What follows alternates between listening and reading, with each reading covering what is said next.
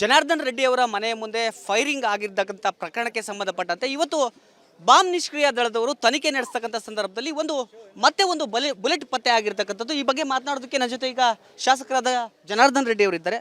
Sir, ಈಗ ಮತ್ತೆ ಒಂದು ಬುಲೆಟ್ ಸಿಕ್ಕಿದೆ. ನೀವು ಕೂಡ 2 ಬುಲೆಟ್ ತೋರಿಸಿದ್ರಿ, ಪೊಲೀಸರು ಕೂಡ ಹಲವಾರು ಬುಲೆಟ್ಗಳನ್ನ ಹೊರಿಸ್ಕೊಂಡು ನೀವು 3 ತೋರಿಸಿದ್ರಿ. ಈಗ ಮತ್ತೆ ಒಂದು ಪತ್ತೆ ಆಗಿದೆ, ಏನು ಹೇಳ್ತೀರಿ ಸರ್? ನೋಡಿ, ಇನ್ನೂ ಅವರು ಬಾಂಬ್ ನಿಷ್ಕ್ರಿಯ ದಳ ಇವತ್ತು ನಾಳೆ ಅವರು ಹೀಗೆ ಮುಂದೆ ವರ್ತಿದ್ರೆ ನನಗೆ ತಿಳಿದಷ್ಟು ಮಟ್ಟಿಗೆ ಒಂದು 30-40 ಬುಲೆಟ್ಗಳು ಸಿಗಬೇಕು. ಸೊ ಹಾಗಾಗಿ ನೋಡಿ, ಫೈರಿಂಗ್ ಆಗಿದ್ದು 1ನೇ ತಾರೀಕು, ಇವತ್ತು 5ನೇ ತಾರೀಕು. ಇವತ್ತು ಬಾಂಬ್ ನಿಷ್ಕ್ರಿಯ ದಳ ಬರ್ತಾರೆ ಅಂತಂದರೆ ಎಷ್ಟು ನಿಧಾನಗತಿಯಲ್ಲಿ ಇವತ್ತು ತನಿಖೆ ಆಗ್ತಾ ಇದೆ ಅನ್ನೋದು ನಿಮ್ಮ ಕಣ್ಣು ಮುಂದೆನೇ ಇದೆ. ಸೊ ಇದು ಸಂಪೂರ್ಣವಾಗಿ ಪೊಲೀಸರ ಒಂದು ವೈಫಲ್ಯ. ಆ ವೈಫಲ್ಯ ಆಗಲಿಕ್ಕೆ ಕಾರಣ DK ಶಿವಕುಮಾರ್ ಅವರು.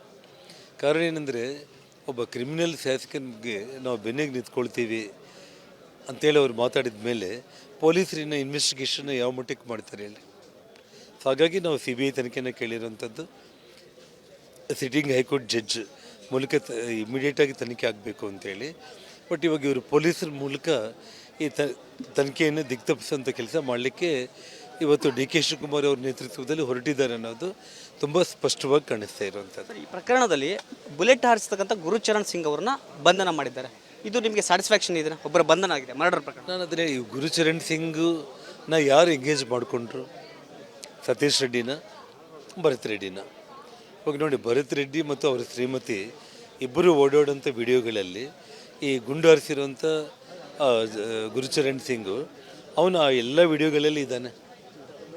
ಅವ್ರ ಕುಟುಂಬದ ಜೊತೆ ಭರತ್ ರೆಡ್ಡಿ ಮತ್ತು ಅವ್ರ ಶ್ರೀಮತಿ ಜೊತೆ ಓಡಾಡೋ ವಿಡಿಯೋಗಳಲ್ಲಿ ಇದ್ದಾನೆ. ಸತೀಶ್ ರೆಡ್ಡಿ ಜೊತೆಯೂ ಬಂದಿದ್ದಾರೆ. ಅವರು ಗುಂಡಾರಿಸಿ ಒಬ್ಬ ಮನುಷ್ಯ ಪ್ರಾಣ ಕಳ್ಕೊಂಡಿದ್ದಾನೆ. ಇವಾಗ ಆ ವಿಷಯದಲ್ಲಿ ಸತೀಶ್ ರೆಡ್ಡಿ, ಭರತ್ ರೆಡ್ಡಿನ ಇಮಿಡಿಯೇಟ್ ಬಂಧನ ಮಾಡಬೇಕು. ಅದೇನೂ ಇಲ್ದಂಗೆ ಬರೀ ಗನ್ಮ್ಯಾನ್ನ ಬಂಧನ ಮಾಡಿಬಿಟ್ಟು ಕೈ ತೊಳ್ಕೊಬೇಕನ್ನೋದಕ್ಕೆ ಇವರು ತಯಾರಾಗಿದ್ದಾರೆ. ಯಾಕೆಂದರೆ ಇದು ಕ್ಲಿಯರಾಗಿ DK ಶಿವಕುಮಾರ್ ಅವರು ಯಾವಾಗ ನಾನು ನಮ್ಮ ಶಾಸಕನ ಬೆನ್ನಿಗೆ ನಿಂತ್ಕೊಳ್ತೀನಿ ಅಂತೇಳಿ ಮಾಧ್ಯಮಗಳ ಮೂಲಕನೇ ಅವ್ರು ಹೇಳಿಕೆ ಕೊಟ್ಟಿದ್ದಾರೋ, ಇನ್ನು ಪೊಲೀಸರು ಈ ಸಂಪೂರ್ಣವಾಗಿ ಅವ್ರ ಧೈರ್ಯನೇ ಕಳ್ಕೊಂಡಿರ್ತಾರೆ. ಸರ್, ಈಗ ಕೇಂದ್ರಕ್ಕೆ ಒಂದು ಪತ್ರ ಬರೆದಿದ್ರಿ, ಕೇಂದ್ರೀಯ ಭದ್ರತಾ ಪಡೆಗೆ ನನಗೆ ಸೆಕ್ಯೂರಿಟಿ ಕೊಡಿ ಅಂತ. ಅದಕ್ಕೆ ರಿಪ್ಲೈ ಬಂತ? ಏನಾಯ್ತು ಸರ್ ಮುಂದೆ? ನೋಡಿ, ರಾಜ್ಯ ಮತ್ತು ಕೇಂದ್ರ ಇಬ್ಬರಿಗೂ ಕೂಡ ಭದ್ರತಾ ವಿಷಯದಲ್ಲಿ ನಾನು ಕೊಟ್ಟಿದ್ದೇನೆ. ರಾಜ್ಯ ಸರ್ಕಾರ ಭದ್ರತೆ ಕೊಡೋದ್ರಲ್ಲಿ ವೈಫಲ್ಯ ಆದರೆ ಮುಂದೆ ಕೇಂದ್ರದವರು ಏನು ನಿರ್ಧಾರ ತಗೊಳ್ತಾರೆ ಅನ್ನೋದು ಕಾನೂನು ಪ್ರಕಾರ ಆ ಕೆಲಸ ಅದಾಗಬೇಕಾಗುತ್ತೆ. ಸೊ ಹಾಗಾಗಿ ಈ ವಿಷಯದಲ್ಲಿ ಕೂಡ DK ಶಿವಕುಮಾರ್ ಅವರು ದುರಹಂಕಾರದ ಮಾತುಗಳು, ವ್ಯಂಗ್ಯದ ಮಾತುಗಳನ್ನು ಕೂಡ ಮಾತಾಡಿ ಬೇಕಾದರೆ 100 ಮಂದಿ ಅವರು BJP ಕಾರ್ಯಕರ್ತನ ಭದ್ರತೆಗೆ ನಿಯೋಜಿಸ್ಕೊಳ್ಳಿ ಅಂತ ಹೇಳಿದರು. ಅಂದರೆ 100 ಮಂದಿನೂ ಕೂಡ ನಾವು ಸಾಯಿಸ್ತೀವಿ ಅಂತೇಳಿ DK ಶಿವಕುಮಾರ್ ಅವರು ನೇರವಾಗಿ ಹೇಳಿರೋಂಥದ್ದು. ಇದು ಇಂಡೈರೆಕ್ಟಾಗಿ ಕೂಡ ಅಲ್ಲ, ನೇರವಾಗಿ ಹೇಳಿರೋಂಥದ್ದು. ಇವತ್ತು ಅವ್ರು ಮಾಡಿರೋ ಗಲಾಟೆಯಲ್ಲಿ ಅವ್ರ ಕಾರ್ಯಕರ್ತನೇ ಸತ್ತಿದ್ದಾನೆ ಅಂದರೆ ನಾಳೆ ಇನ್ನೊಮ್ಮೆ ನಮ್ಮ ಮೇಲೆ ದಾಳಿ ಮಾಡಿದರೆ ನಮ್ಮ ಕಾರ್ಯಕರ್ತರು ಸಾಯಿಲ್ಲ ಅಂತೇಳಿ DK ಶಿವಕುಮಾರ್ ಅವರ ಒಂದು ಒಳ್ಳೆಯ ಯೋಚನೆ ಅವ್ರದ್ದು. ಸರ್, ಈಗ ಕೊನೆಯದಾಗಿ ನಿಮ್ಮ ಡಿಮ್ಯಾಂಡ್ ಏನು ಸರ್?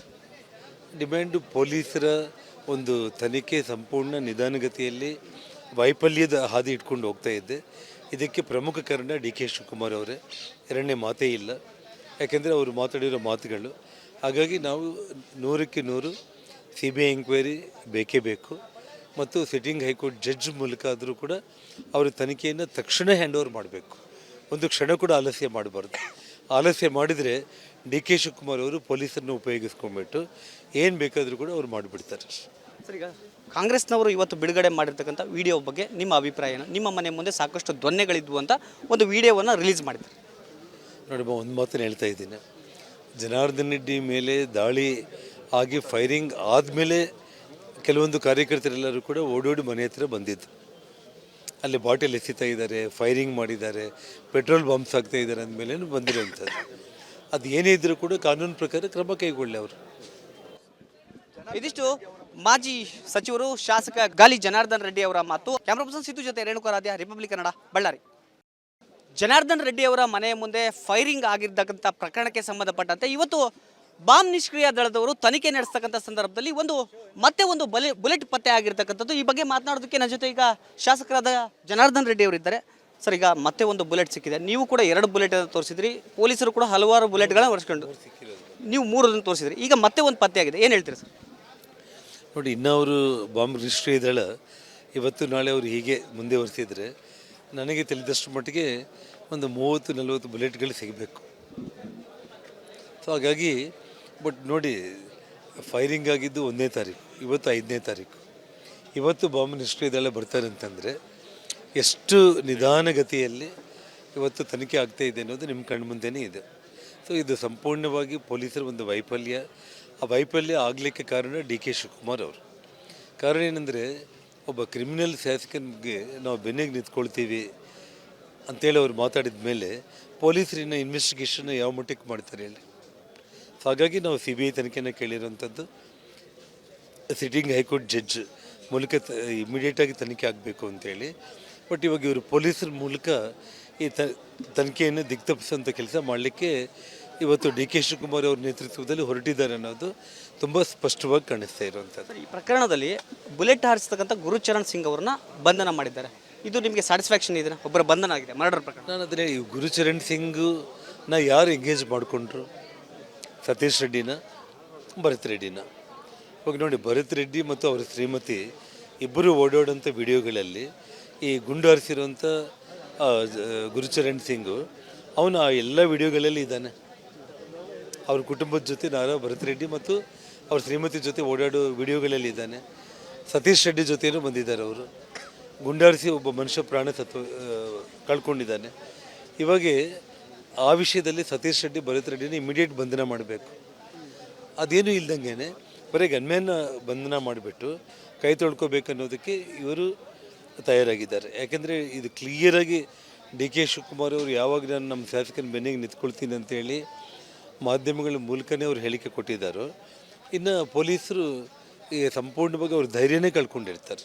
ಸರ್, ಈಗ ಕೇಂದ್ರಕ್ಕೆ ಒಂದು ಪತ್ರ ಬರೆದಿದ್ರಿ, ಕೇಂದ್ರೀಯ ಭದ್ರತಾ ಪಡೆಗೆ ನನಗೆ ಸೆಕ್ಯೂರಿಟಿ ಕೊಡಿ ಅಂತ. ಅದಕ್ಕೆ ರಿಪ್ಲೈ ಬಂತ? ಏನಾಯ್ತು ಸರ್ ಮುಂದೆ? ನೋಡಿ, ರಾಜ್ಯ ಮತ್ತು ಕೇಂದ್ರ ಇಬ್ಬರಿಗೂ ಕೂಡ ಭದ್ರತಾ ವಿಷಯದಲ್ಲಿ ನಾನು ಕೊಟ್ಟಿದ್ದೇನೆ. ರಾಜ್ಯ ಸರ್ಕಾರ ಭದ್ರತೆ ಕೊಡೋದ್ರಲ್ಲಿ ವೈಫಲ್ಯ ಆದರೆ ಮುಂದೆ ಕೇಂದ್ರದವ್ರು ಏನು ನಿರ್ಧಾರ ತಗೊಳ್ತಾರೆ ಅನ್ನೋದು ಕಾನೂನು ಪ್ರಕಾರ ಆ ಕೆಲಸ ಅದಾಗಬೇಕಾಗುತ್ತೆ. ಸೊ ಹಾಗಾಗಿ ಈ ವಿಷಯದಲ್ಲಿ ಕೂಡ DK ಶಿವಕುಮಾರ್ ಅವರು ದುರಹಂಕಾರದ ಮಾತುಗಳು, ವ್ಯಂಗ್ಯದ ಮಾತುಗಳನ್ನು ಕೂಡ ಮಾತಾಡಿ ಬೇಕಾದರೆ 100 ಮಂದಿ ಅವರು BJP ಕಾರ್ಯಕರ್ತನ ಭದ್ರತೆಗೆ ನಿಯೋಜಿಸ್ಕೊಳ್ಳಿ ಅಂತ ಹೇಳಿದರು. ಅಂದರೆ 100 ಮಂದಿನೂ ಕೂಡ ನಾವು ಸಾಯಿಸ್ತೀವಿ ಅಂತೇಳಿ DK ಶಿವಕುಮಾರ್ ಅವರು ನೇರವಾಗಿ ಹೇಳಿರುವಂಥದ್ದು. ಇದು ಇಂಡೈರೆಕ್ಟಾಗಿ ಕೂಡ ಅಲ್ಲ, ನೇರವಾಗಿ ಹೇಳಿರುವಂಥದ್ದು. ಇವತ್ತು ಅವ್ರು ಮಾಡಿರೋ ಗಲಾಟೆಯಲ್ಲಿ ಅವ್ರ ಕಾರ್ಯಕರ್ತನೇ ಸತ್ತಿದ್ದಾನೆ ಅಂದರೆ ನಾಳೆ ಇನ್ನೊಮ್ಮೆ ನಮ್ಮ ಮೇಲೆ ದಾಳಿ ಮಾಡಿದರೆ ನಮ್ಮ ಕಾರ್ಯಕರ್ತರು ಸಾಯಿಲ್ಲ ಅಂತೇಳಿ DK ಶಿವಕುಮಾರ್ ಅವರ ಒಂದು ಒಳ್ಳೆಯ ಯೋಚನೆ ಅವ್ರದ್ದು. ಸರ್, ಈಗ ಕೊನೆಯದಾಗಿ ನಿಮ್ಮ ಡಿಮ್ಯಾಂಡ್ ಏನು ಸರ್? ಡಿಮ್ಯಾಂಡು ಪೊಲೀಸರ ಒಂದು ತನಿಖೆ ಸಂಪೂರ್ಣ ನಿಧಾನಗತಿಯಲ್ಲಿ ವೈಫಲ್ಯದ ಹಾದಿ ಇಟ್ಕೊಂಡು ಹೋಗ್ತಾ ಇದ್ದೆ. ಇದಕ್ಕೆ ಪ್ರಮುಖ ಕಾರಣ DK ಶಿವಕುಮಾರ್ ಅವರೇ, ಎರಡನೇ ಮಾತೇ ಇಲ್ಲ. ಯಾಕೆಂದರೆ ಅವರು ಮಾತಾಡಿರೋ ಮಾತುಗಳು. ಹಾಗಾಗಿ ನಾವು 100ಕ್ಕೆ 100 CBI ಎಂಕ್ವೈರಿ ಬೇಕೇ ಬೇಕು ಮತ್ತು ಸಿಟ್ಟಿಂಗ್ ಹೈಕೋರ್ಟ್ ಜಡ್ಜ್ ಮೂಲಕ ಆದರೂ ಕೂಡ ಅವರು ತನಿಖೆಯನ್ನು ತಕ್ಷಣ ಹ್ಯಾಂಡ್ ಓವರ್ ಮಾಡಬೇಕು. ಒಂದು ಕ್ಷಣ ಕೂಡ ಆಲಸ್ಯ ಮಾಡಬಾರ್ದು. ಆಲಸ್ಯ ಮಾಡಿದರೆ DK ಶಿವಕುಮಾರ್ ಅವರು ಪೊಲೀಸರನ್ನು ಉಪಯೋಗಿಸ್ಕೊಂಡ್ಬಿಟ್ಟು ಏನು ಬೇಕಾದರೂ ಕೂಡ ಅವ್ರು ಮಾಡಿಬಿಡ್ತಾರೆ. ಸರ್, ಈಗ ಕಾಂಗ್ರೆಸ್ನವರು ಇವತ್ತು ಬಿಡುಗಡೆ ಮಾಡಿರ್ತಕ್ಕಂಥ ವಿಡಿಯೋ ಬಗ್ಗೆ ನಿಮ್ಮ ಅಭಿಪ್ರಾಯ ಏನು? ನಿಮ್ಮ ಮನೆ ಮುಂದೆ ಸಾಕಷ್ಟು ಧ್ವನಿಗಳಿದ್ವು ಅಂತ ಒಂದು ವಿಡಿಯೋವನ್ನು ರಿಲೀಸ್ ಮಾಡಿದ್ದಾರೆ. ನೋಡಿ, ಒಂದು ಮಾತನ್ನು ಹೇಳ್ತಾ ಇದ್ದೀನಿ. ಜನಾರ್ದನ್ ರೆಡ್ಡಿ ಮೇಲೆ ದಾಳಿ ಆಗಿ ಫೈರಿಂಗ್ ಆದಮೇಲೆ ಕೆಲವೊಂದು ಕಾರ್ಯಕರ್ತರೆಲ್ಲರೂ ಕೂಡ ಓಡೋಡಿ ಮನೆ ಹತ್ರ ಬಂದಿದ್ದು. ಅಲ್ಲಿ ಬಾಟಲ್ ಎಸಿತಾ ಇದ್ದಾರೆ, ಫೈರಿಂಗ್ ಮಾಡಿದ್ದಾರೆ, ಪೆಟ್ರೋಲ್ ಬಾಂಬ್ಸ್ ಆಗ್ತಾ ಇದ್ದಾರೆ ಅಂದಮೇಲೆ ಬಂದಿರೋಂಥದ್ದು. ಅದು ಏನೇ ಇದ್ದರೂ ಕೂಡ ಕಾನೂನು ಪ್ರಕಾರ ಕ್ರಮ ಕೈಗೊಳ್ಳಿ ಅವರು. ಇದಿಷ್ಟು ಮಾಜಿ ಸಚಿವರು ಶಾಸಕ ಗಾಲಿ ಜನಾರ್ದನ್ ರೆಡ್ಡಿ ಅವರ ಮಾತು. ಕ್ಯಾಮ್ರಾ ಪರ್ಸನ್ ಸಿದ್ದು ಜೊತೆ ರೇಣುಕಾ ರಾಧ್ಯ, ರಿಪಬ್ಲಿಕ್ ಕನ್ನಡ, ಬಳ್ಳಾರಿ.